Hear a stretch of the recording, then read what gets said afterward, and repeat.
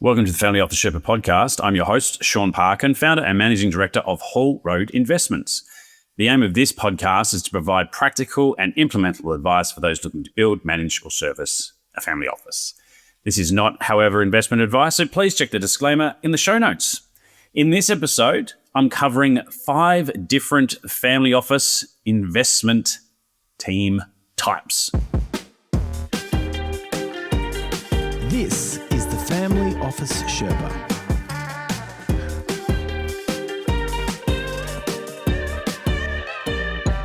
A bit of a mouthful, I admit, but I couldn't really think of another title. But what I'm talking about here is when you talk about investment types, your investment team types, the way that they're structured, so the purpose, the goal here. So these are different ones that I've seen from an investment staff or teams set up by single family offices that I've seen work in the space. And this is not prescriptive. We're not looking to make it really definitive here, but in my experience, there are different characteristics, and that will influence the type of people you get to or the type of staff, or the amount of internal versus external. Ultimately, the cost of running the investment team and the investment operations. So there can be different versions of this and they can change. Nothing stays static in this space.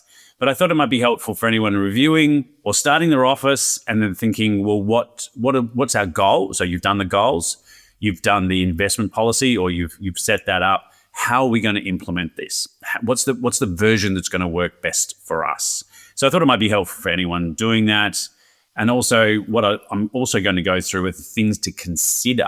So I'm going to talk about the investment types, the 5 of them, and then I'm going to talk about the things to consider when selecting these investment structures. Right.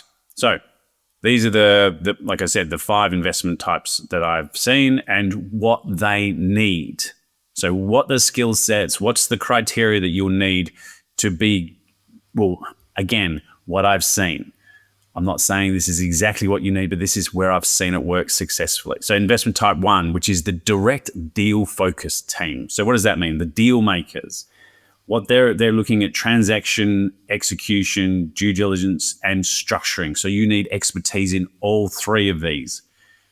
Often these transactional style offices require career capital in mergers and acquisitions or some version of transactions because you need those negotiation skills. And you also need the networking of that history as well, in particular within the private market space. So what we're talking about here is a team that really aligns itself with direct.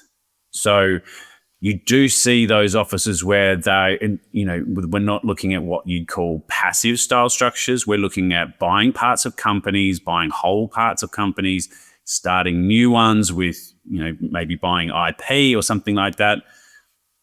So you'll need those negotiation skills and private market expertise.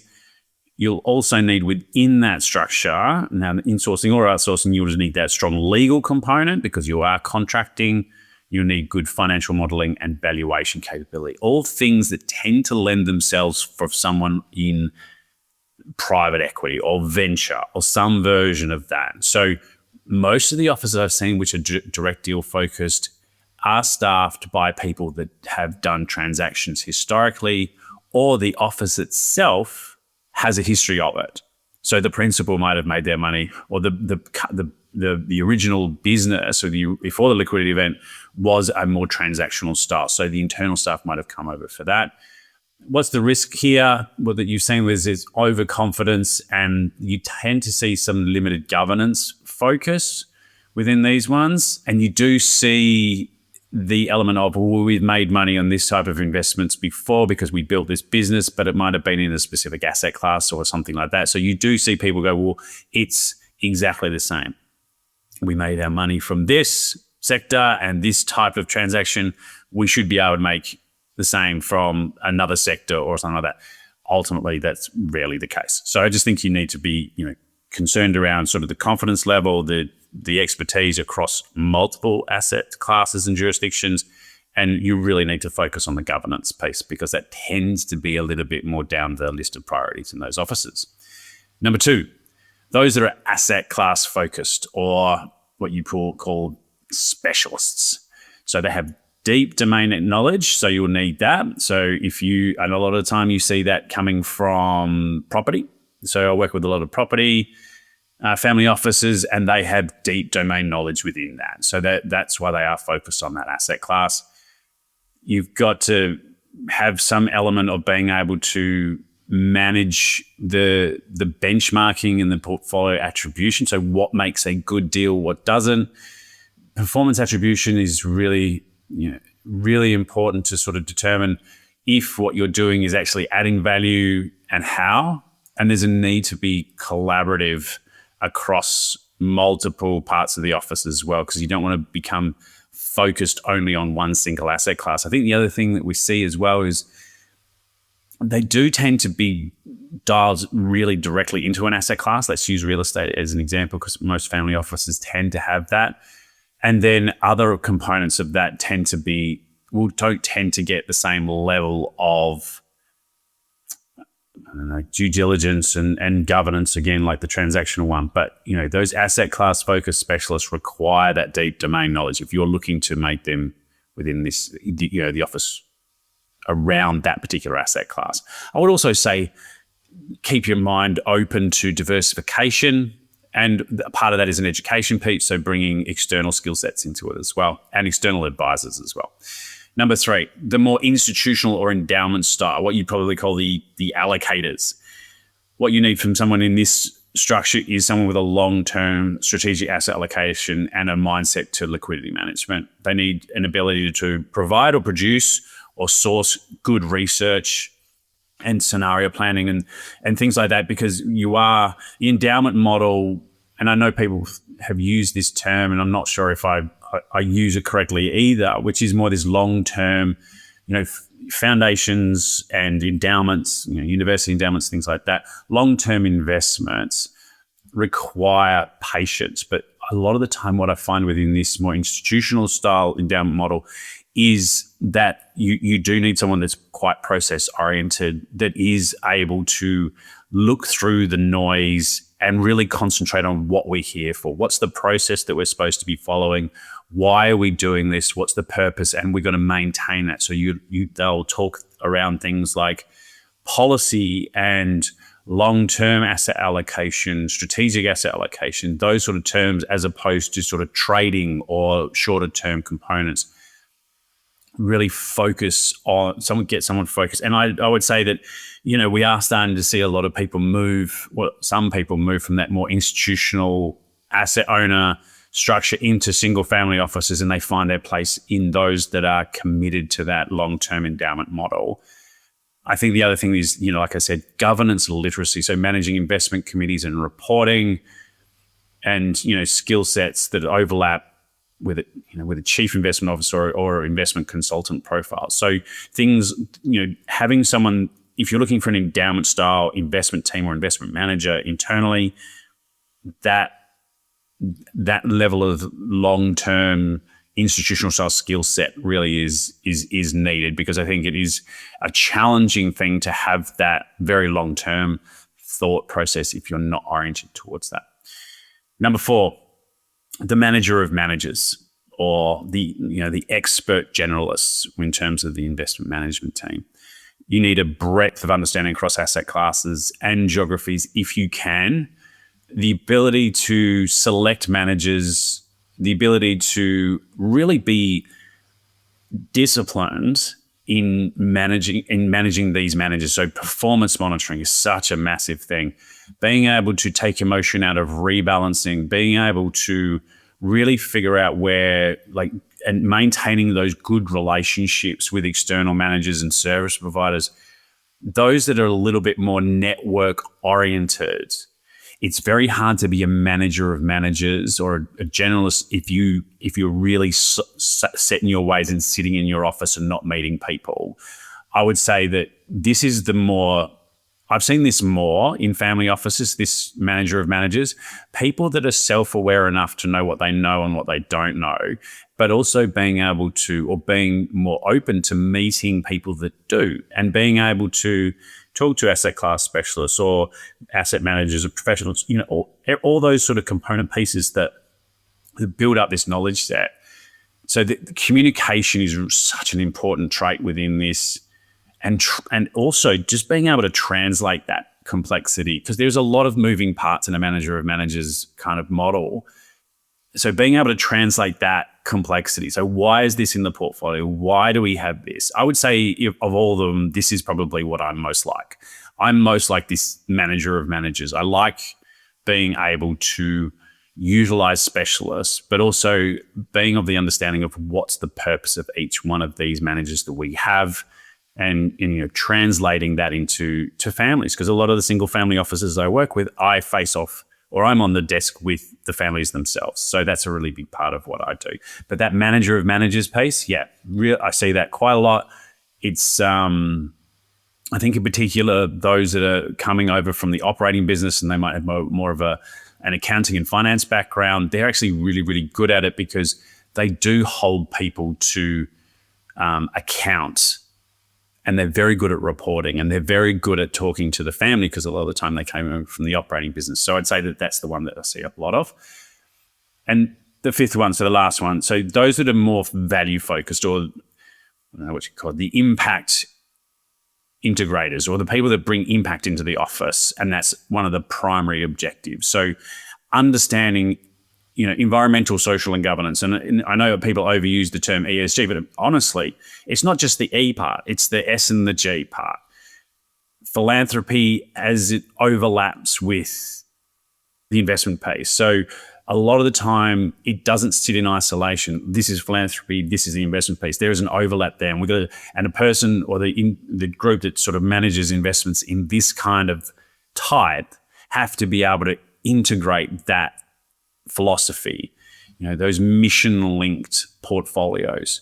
They also have to be really good at measuring and reporting impact, because it has to align with the investment policy. But you really just got to be able to make sure that it's extractable. We can see, okay, this is the impact we're having, and really being able to say, well, is this doing what we said it was supposed to do?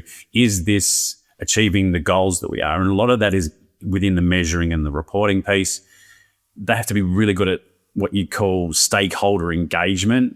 Being able to get, I don't want to sound like a wanker, but, get everyone along the journey, getting everyone to understand what we're trying to achieve here. Storytelling is such a big part of it. Being able to demonstrate alignment with what we said we're going to do and what we're doing. So really being able to do this, and the challenge that they face nearly every time, which is challenge of combining, I guess, the conviction of a values-focused investment team with the normal rigor that you would associate with investments. So being able to balance that, and not having one wag the tail of the other, if that's not a silly metaphor, but you know what I mean, in terms of being able to say, well, this is the conviction that we have, and we've got to put some policy, we've got to put some rigor around it. So they're the five that, I see. They're the types, and then there's the types of people that you want, or types of characteristics that you need for it. Things to consider when deciding. I think number one is decide on where the fit versus background is. So fit often trumps technical background, as I've mentioned a lot of the time in these podcasts, which is, there's an element of being able to say, I think in every single component here, which is, even if you're technically very, very good, if you don't fit in, it's not going to work out. You got to balance that cultural alignment with the expertise. You got to test for adaptability. So humility, judgment, all these sorts of things. That's where you got to bring it up in the interviews. So, examples where great fit succeeds, has succeeded despite a potentially a non-traditional background. But every five of those ones that I mentioned needs to have a good fit, even if they don't meet the criteria that you would expect for each one of these things. There's an element of, if they're the good fit, they will learn. There is an education trajectory there. So number two, personality types. So personality types tend to match each one of those types. Like I said, if you align the manager of managers, if you have someone that doesn't like talking to people or has a little interest in learning from others, it's going to be really problematic. If you have someone that's more transactionally focused, but they don't have any interest in the deep in the weeds on contracts and things like that, or they're not good at dotting their I's and things like that, that's going to be problematic. If you have someone that's endowment style, but they're really obsessed with trading, or they're really obsessed with short-term metrics, then again, it's not going to fit. So find the personality type. That's such an important thing. So, that's part of the due diligence of the people that you're putting into this team, or the counterparties that you're putting into the team. Number 3, the alignment with family is such an important thing. So, and I think this goes beyond sort of what you call shared values or something like that. So translating that philosophy into investment policy and also team behavior. So, and I've seen this a little bit sometimes, which is, this is what we're all doing. And then you've got someone in the team that's like, yeah, they're doing that, but I'm not. It's like, well, you kind of can't be half pregnant with this kind of thing, right? You're aligned or you're not.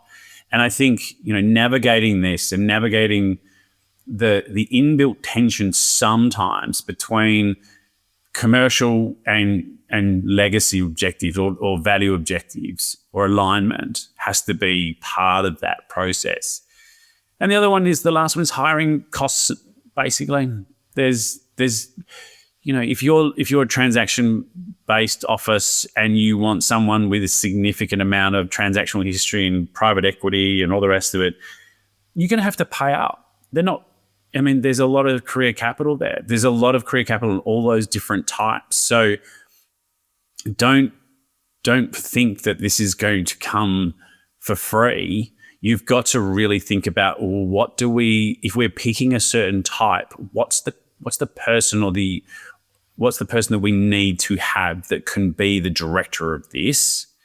And then maybe we can outsource, or maybe we can do internally some other things, right? So the true costs of those senior hires needs to be determined, and then, like I said, you can go, there's a recent KPMG report, which is quite helpful. There's the global compensation report, and you can go to the table and say, well, we want to set up an office that looks like this. And then you think about, all right, the CIO, okay, but from an investment analyst point of view, if we get an investment analyst that's also had experience here, and here, maybe they would be worthwhile, and they come at a cost of this. Just be thoughtful around that, and don't forget best fit over necessarily best credential. So that's it. I thought it's just, the reason why this sort of came up was because I do work with families around sort of structuring their investment teams, and I do sit with investment committees that work alongside these investment teams. So there's definitely a type. It's not to say that there's not hybrid versions of it. You might have transactional with endowment style, or you might have, but I thought they were the archetypes that you can mix and match a little bit. So at the end of the day, really, building the investment team isn't about sort of copying a particular model, but it's about alignment, right? So align with the values, the ambitions, things like that. Every structure that I've talked about, can work much better if you have the right people. The challenge is finding those people that truly fit and building that team up. So hopefully that's helpful. If you want more information, or if you'd like me to provide some background or some information around sort of how we do structure these teams, and I do find myself being a quasi sort of recruitment agent sometimes. So if you're looking for someone in particular, then let me know. If you're interested in understanding how I work with officers, please feel free to email me, Shaun, so SHAUN @wholeroad.com.au, or ping me on LinkedIn. If you're enjoying the podcast, then please rate it. Please ding the little bell so you get the next one. If you're looking for any other information on the podcast, it's all housed at thefamilyofficesherpa.com, where you can see the newsletter guides and videos. And until next time, thanks for listening.